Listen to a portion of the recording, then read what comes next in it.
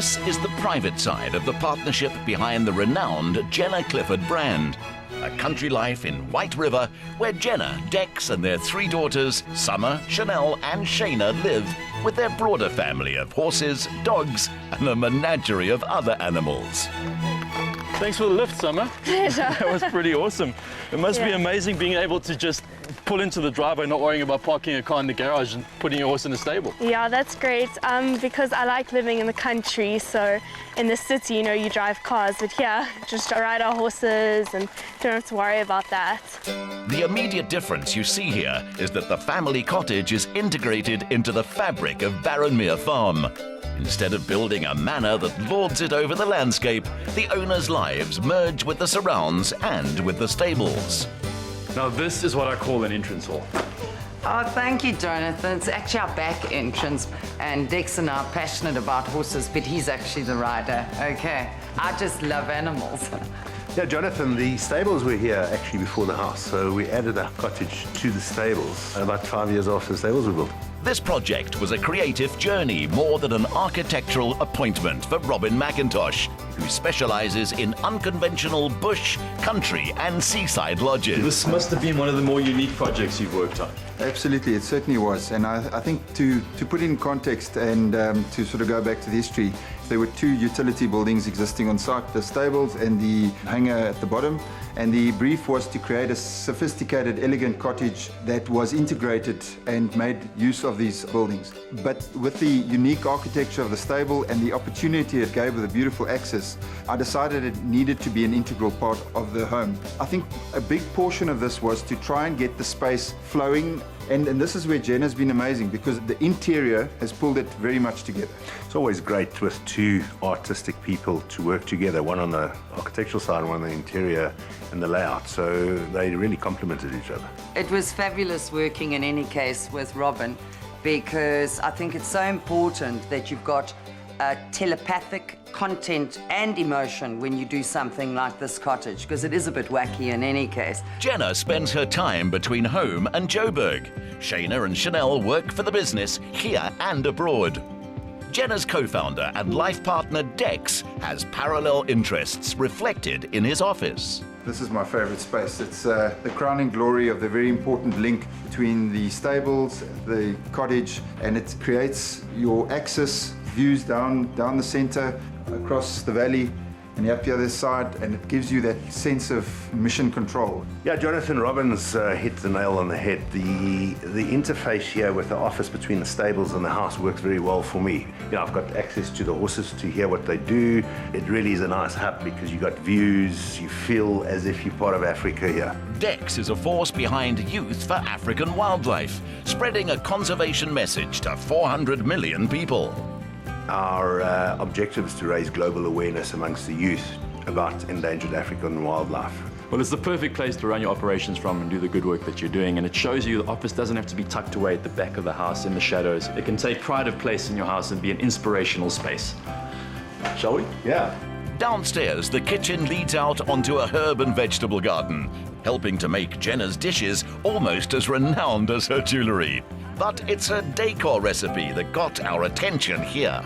I love cooking, I love eating, and that's why this space actually works. You know, it's very open plan and relaxed, and I blast my music and everybody just relaxes. I don't like stiff spaces. So well, it's anything but stiff, and what I love about it is it's raw, it's organic, you got the animals coming in and out. This is that open plan farm living, which is so beautiful. yes, and you don't need to worry about anything getting broken or dirty because the floors are raw and concrete, and there's nothing really of value, but it's of value within the heart and within the feel.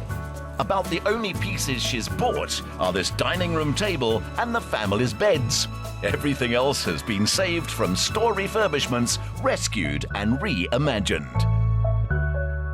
I've always liked beautiful spaces, and I get a kick out of it if I'm able to save some money or turn something around that was somebody's junk before. I get great pleasure out of it. So what are your tips that you can give us going about repurposing objects to make them look beautiful like you've done? Well, even down to silly little things like broken saucers and you've got a cup left.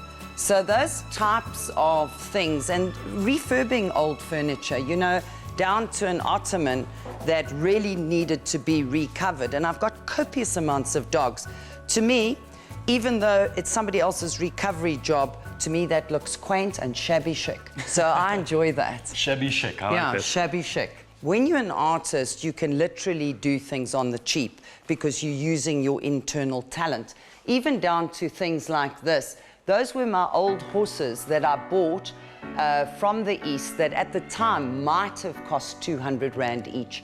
And using old metal and refacing it and painting it gives you something very beautiful on the cheap.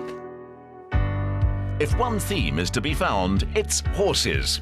From the whimsical and oriental to the light feature over the stove. A horse motif cut from the most cost-effective sheet metal, but done so artfully.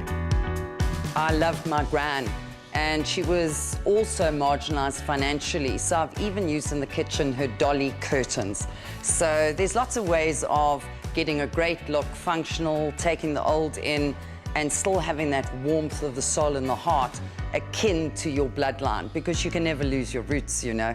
That's what's so fantastic about this home is every little object, no matter how small, tells a very special story. And your story has been truly inspirational. Yes, I grew up in Bears Valley, and I suppose in those days they used to say you were the poor stock, doing us from the wrong side of the tracks. Because you don't have money, it doesn't define you. There's other ways of defining yourself. So I try to translate from where I came from to where I wanted to go. And that's a deep intention for all South Africans. And I think that's a good space. And it's a good Madiba space. That's the spirit of our country. Grow. Which may be why Jenna's signature is the rose, also reflected around her home. Then there's how she sees herself. Of Dutch origin, living in Africa, the combination is what she calls ebony and ivory. A colour scheme she's given full expression to in her bedroom suite. What's the colour? Black. What's the colour? Black.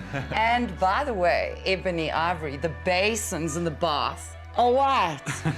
Beautiful view. It is, I mean, hey? that's spectacular. So when I'm not working, when I'm here, this is what I wake up to every morning. That really is spectacular. Now that's a shower with a view. Yeah, it's a nice big shower here and like nice and raw again. And there's the ebony and then the ivory pebbles. And you know, pebbles almost come for free. So like on a farm, you use everything that you've got in nature and use it in your build as well. And I love nature, so like literally, whether I'm in my bedroom or out on this patio, I just get this depth of love. This is my sanctuary. This is where my soul resides. This is where I get my creativity. Well, it certainly seems like the kind of place you can draw inspiration up here in amongst the trees, the quietness, coming up with all those world-famous designs of yours. Absolutely. Nature's blueprint is one this couple strongly care for. They've removed water-thirsty blue gums that soaked up copious litres a day. They've planted 15,000 indigenous trees, saving huge amounts of water at a critical time. Jenna, thanks so much for showing me around. You know, your home really is testament to a life well lived and being really successful. What are your tips you can give to the viewers to make them succeed in life? I think delayed gratification. Definitely a lot of passion, and inch by inch, life's a cinch. If you've got a dream, you can realize it, no matter where you come from. The big picture they had for Baronmere Estate 10 years ago is seen best from a chopper piloted by Dex. Like the business they started together 23 years ago, seeing a healthy potential market and selling to it, this grand rehabilitation project has flourished. They chose fertile Lowveld territory and through dedication made it happen. If Jenna, Dex and their daughters live in their own wonderland, they have created it.